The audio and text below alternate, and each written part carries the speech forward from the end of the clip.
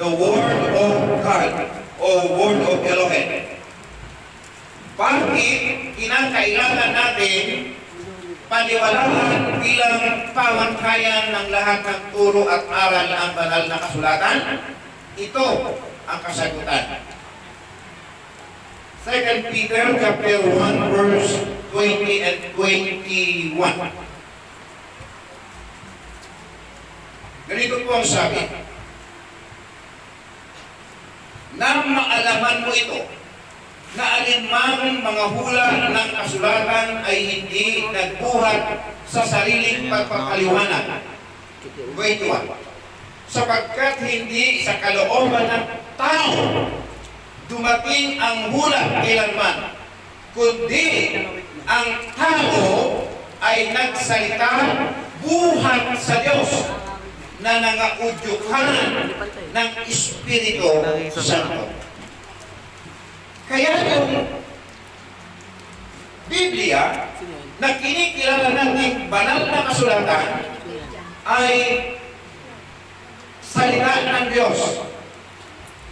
Sapagkat sinasabi ng banal na kasulatan, hindi sa pamamagitan ng pagpapaliwanag ng tao.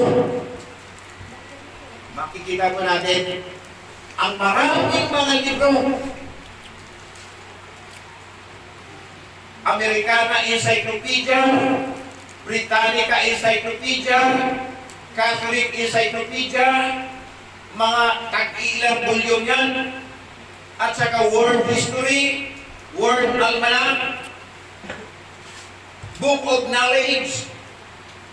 Ito ay, ang author ng mga ito ay mga tao. Subalit ang Biblia, ang author ay ang banal na Espiritu Santo. Sabi nito, una sa lahat, dapat ninyong maalaman ito, na walang turbisaya ng kasulatan na nagmula sa pansariling pagpapahulugan.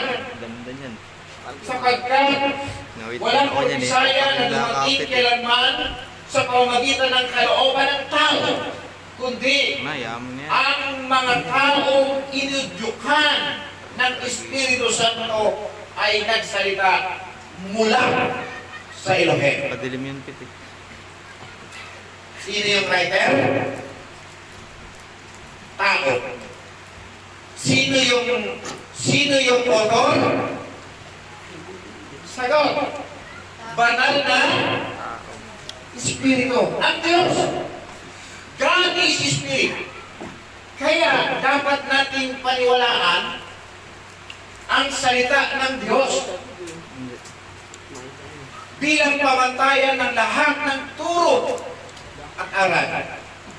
Ngayon, hindi tayo kukuha ng mga aral sa Encyclopedia, sa Britannica, sa Catholic Encyclopedia, sa World Almanac. Hindi tayo kukuha doon sapagkat hindi Word of Elohim. Saan daw tayo kukuha? Ang tanong, saan daw tayo kukuha ng ating pananampalataya at saan manggagaling ang ating pananampalataya na totoo at tunay? Basahin natin ang Roma Kapitulo 10, verse 17. Ang tanong, saan magmumula ang ating tunay na pananampalataya? Kasagutan ay Romans chapter 10, 17. Ito ang sabi, kaya ang mananampalataya ay nanggagaling sa pakikinig at pakikinig ay sa pamamagitan ng salita ng Bisaya. Ayan. Kaya yung pananampalataya ito, hindi galing sa tao yan. Hindi galing sa encyclopedia yan. Dapat yung paniniwala nyo, hindi galing sa ibang libro, kundi galing sa salita ng Diyos.